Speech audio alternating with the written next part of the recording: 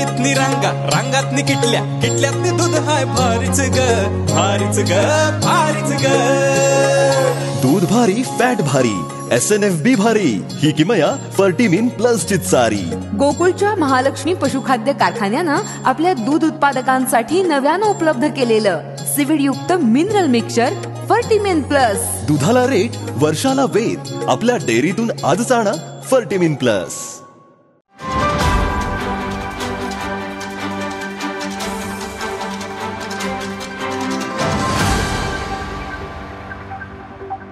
आता तो कोरडकर दुबईला गेलाय तर त्याला पासपोर्ट पाकिस्तानचा दिलाय आणि पाकिस्तानमध्ये आसरा दिलाय।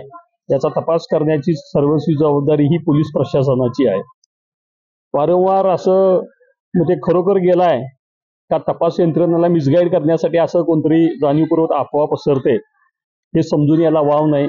कारण काल बातमी आली होती की तो चंद्रपूरमध्ये आहे, कुणीतरी एका पोलीस अधिकाऱ्यांनी त्याची भेट घेतली। काही लोकांनी सांगितलं की मध्यंतरी बातमी आली की तो मध्य प्रदेशमध्ये आहे, आज बातमी आली की तो दुबईमध्ये आहे। उद्या असं पण होईल की पाकिस्तान सरकारनं त्याला इथल्या काही लोकांच्या सांगण्यावरून आश्रय दिलाय।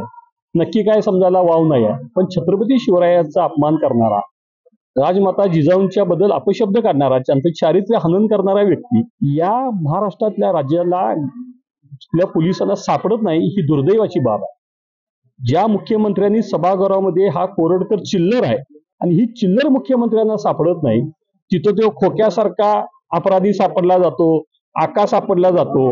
नागपूरमध्ये दंगल घडणारा म्हणजे त्याचा मास्टर माइंड यांना लगेच सापडतो, पण कोरडकर सारखा चिल्लर सापडत नाही। मग ही चिल्लर या सत्ताधारीच लोकांनी कुठेतरी लपवून ठेवलेली आहे असं म्हटलं तर चुकीचं ठरणार नाही।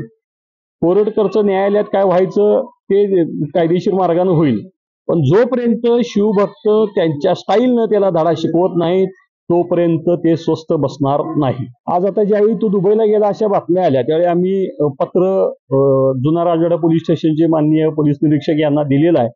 त्यांना अशी मागणी केलेली आहे की त्याच्या पत्नी ज्या इथं आहेत त्यांच्याकडून तो पासपोर्ट आपण ताब्यात घ्यावा, जेणेकरून जर का तो गेला किंवा नाही ही जी शक्यता आहे तर तो जाऊ नये म्हणून तो पासपोर्ट जप्त करून घ्यावा अशी आम्ही आज त्यांना विनंती केलेली आहे। आणि ही खरोखर जर काय बातमी असेल तर पासपोर्ट कार्यालय असेल किंवा जिथून म्हणजे तो कोलकातामधून पळाला अशी काहीतरी शक्यता बातमीमध्ये दिसून येते, तर त्या दृष्टीने सुद्धा आपण तपास करावा।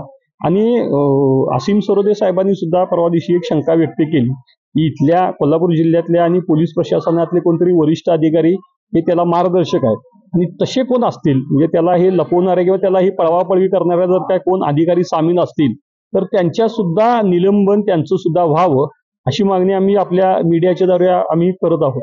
ताज्या घडामोडी पाहण्यासाठी माझा महाराष्ट्र न्यूजला आजच सबस्क्राईब करा।